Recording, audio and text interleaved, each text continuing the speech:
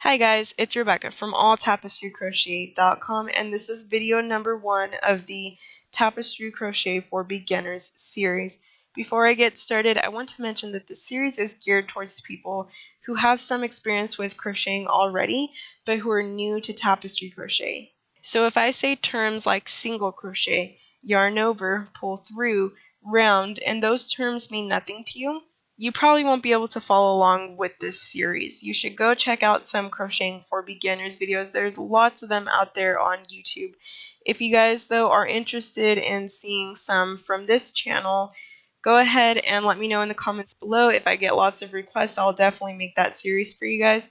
But what I've noticed is that most of the people, if not all of the people that I've interacted with on Facebook, on my website, etc., already have experience with crocheting, so I want these videos to be geared towards that audience. With that said, let's go ahead and get started with this first topic, that is materials. A couple of the most common questions that I get are, what type of yarn should I choose? What type of hook should I choose? Now these are actually really important things. They might seem kind of obsolete to some people, but I think a lot of you guys realize the importance of choosing a good yarn and a good hook size.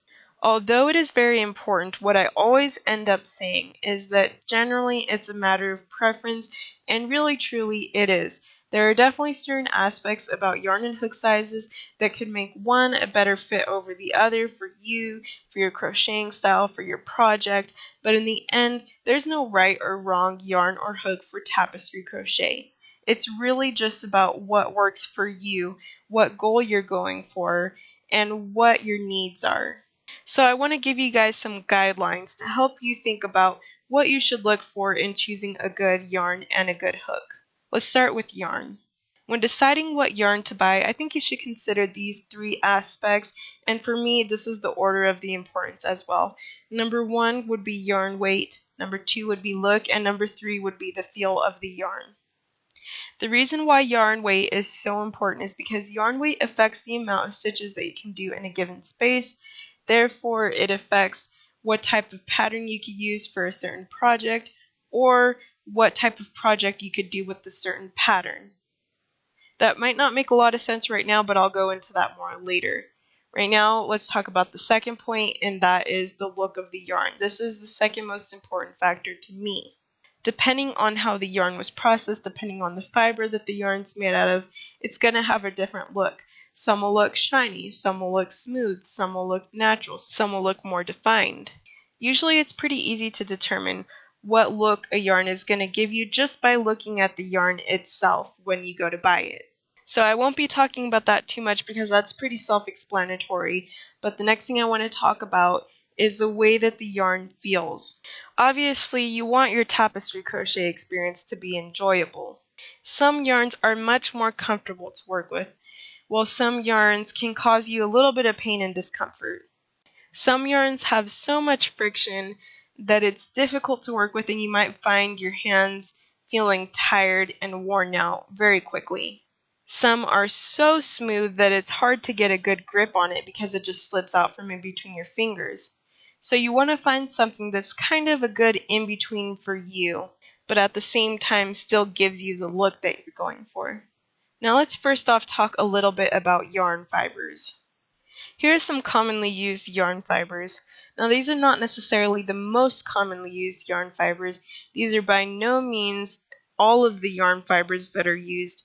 This is just a very short list to give you an idea of how you can analyze a yarn to decide which one you should choose. One of my favorite yarn fibers to work with is wool. A lot of people know wool to be scratchy and itchy, so it can be a little bit uncomfortable to work with, and that's true. But what I love about wool is that it lends a project a natural and traditional look, and I love contrasting that with a modern tapestry crochet pattern. Another fiber that I really like to work with is acrylic. I know that sometimes people want to shy away from acrylic a little bit, but I think it's a really great option. It's affordable for one, and there's a lot of variety within the acrylic category.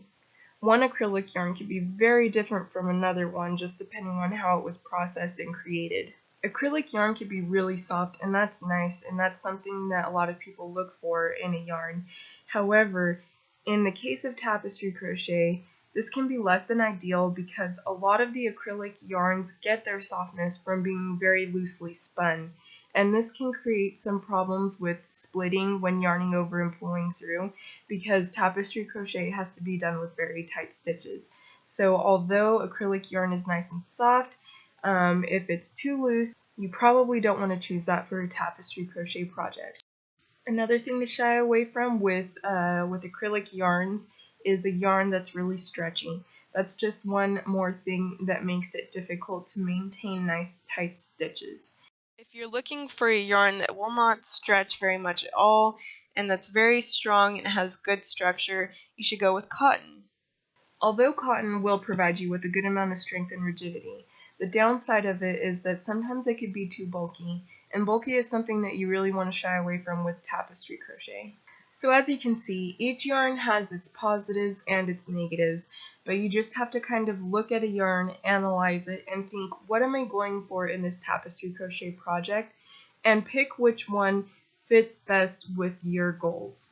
Now, what's even more important than the yarn fiber is the yarn weight, as I mentioned earlier. Yarn weight affects the actual tapestry crochet design more than the material or the fiber does. I'll explain that a little bit more in the next slide.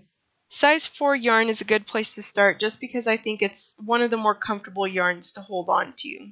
But as you become more comfortable with the tapestry crochet method, I would really recommend that you start working your way down to lighter yarn weights. Anything larger than a size 4 is probably too large and bulky for the average project, unless of course you're making something really big like a really large blanket or something like that. All of these things that I'm saying have their exceptions, but these are just general guidelines.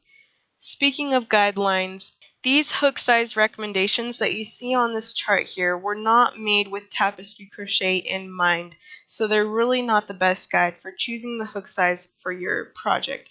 The reason why I have this chart up here is just because I liked how it talks about the different types of yarns within each category. A lot of companies nowadays are referring only to the yarn size, so they'll just say this is a size 4 yarn or whatever. But other companies still refer mostly just to the type of yarn. So they'll say, for example, DK or worsted weight, stuff like that. So these charts are helpful. For example, if someone says, oh, I used worsted weight, and you want to know what size is that, you can look at a chart like this. But I would not recommend looking at the hook sizes. I'll talk more about hook sizes later, but for right now, let's talk about why the yarn weight affects the design so much. So the reason why yarn weight is so important is because the lighter the yarn weight you use, the more detail that you can accomplish with tapestry crochet. Using lighter yarn is like using a pencil rather than a marker. In these two pictures that you see on the right side, the one in black and white was done with a pencil, and the one in color was done with a marker. Obviously, the tip of a pencil is a lot finer and thinner than the tip of a marker. Because of that, with a pencil you can accomplish a lot more detail like you see in the black and white picture. In the black and white picture, you can see individual strands of hair, you can see each little eyelash and eyebrow. But in the picture with marker, you can't make out nearly as much detail. It's just not as easy to accomplish detail with the tip of a marker, which is much thicker than the tip of a pencil. In the same way, it's more difficult to achieve a very detailed tapestry crochet pattern with a bulky yarn. The lighter the yarn, the smaller the stitches will be. The smaller the stitches, the more detailed the pattern can be. For large tapestry crochet patterns that take a lot of stitches to complete, you should definitely use a lighter yarn unless you're intending on making a very large project. For example, these two patterns that I have down here are patterns that take a lot of stitches to complete. They're very large patterns, so if you were to use, for example, a size 4 yarn on this and you wanted to make a bag, you'd have to make a very large bag in order to complete this pattern. So you want to make sure that your yarn will allow you to complete the pattern within the desired dimensions of your project. So now let's talk about hook size. When deciding what hook size you want to choose, you should be focused on finding a balance between these two aspects. The first one is you want to be able to hide the carried yarn. The second one is at the same time you want to be comfortable. As most of you guys already know, when doing tapestry crochet, you're carrying multiple colors all the time. The reason you're carrying multiple colors is so that at any point in the round, you can switch to one of those other colors and be able to create a design with your stitches. Now, since you're continuously carrying extra yarn, you need to hide it, and the way that you hide it is by crocheting directly over them and hiding those carried yarns within the single crochet stitches.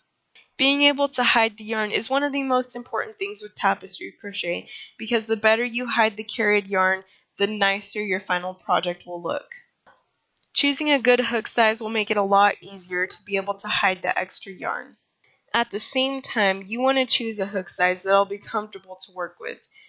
Tapestry crochet can really be a lot of work, and using a good hook size that makes crocheting more comfortable will make the process a lot easier and a lot more enjoyable. These two pictures are an example of the importance of hiding the carried yarn. When you can see the carried yarn poking through the stitches, it creates a much messier look. Hiding the yarn well, as in the second picture, creates a much smoother, neater look. Do keep in mind though that most times you won't be able to hide the extra yarn 100%, but the more you can hide it, the better it'll look. Now let's talk about why using a smaller hook is so important. If you think back to that chart that we looked at earlier, where it talked about the different yarn weights and then it mentioned the recommended crochet hook sizes, the reason why those hook sizes are not good guidelines for tapestry crochet is because the stitches that those hook sizes are going to create are going to be too loose. When the stitches are loose, there's a lot more space in between each stitch, and that allows the carried yarn to show through. The tighter the stitches, the less space in between each stitch, and the less space in between each stitch, the less visible the carried yarns will be. The easiest way to achieve tighter stitches is by using a smaller hook. Keep in mind that using a smaller hook is not the only way that you can achieve tighter stitches. You can also achieve tighter stitches by applying more tension as you work. Try both methods and see which one is most comfortable for you. Ultimately, if you can hide the carried yarn successfully using a larger hook, go for it, because the main goal is just to be able to hide the carried yarn. I have these two pictures here just as another example of why it's so important to have nice tight stitches. The example at the top has nice tight stitches. You can't see the yarn going through. It looks nice and clean. The one on the bottom has much looser stitches, and you can see each individual color behind the main stitches. And so that's the look that you want to try to avoid. Here's my personal recommendation for what hook size you should use. As a starting point, let's talk about a size 4 yarn. For size 4 yarn, I recommend using either a 3.75mm or a 4mm hook. For me, which one I choose ultimately depends on the feel of the yarn that I'm using and which hook feels better with which yarn. Using that point as your starting point, you can kind of know that for each size you go down in yarn weight, you'll go down a hook size as well. So that's pretty much it for this video, guys. As I said earlier in the video, when it comes to choosing a good yarn and hook, it really is just a matter of preference. For each project, you might have a different goal, you might be going for a different look, the project might have a different purpose, and because of that, you might have to choose a different yarn and hook for each project. So I hope this video helps you to understand how to choose a good yarn and hook for you and for your projects. If you guys have any further questions, comments, suggestions, please feel free to leave them in the comment section below, or you could also message me directly on the All Tapestry Crochet Facebook page, or you could also look for answers in one of the many free tutorials on alltapestrycrochet.com. Best of luck to you all and happy crocheting!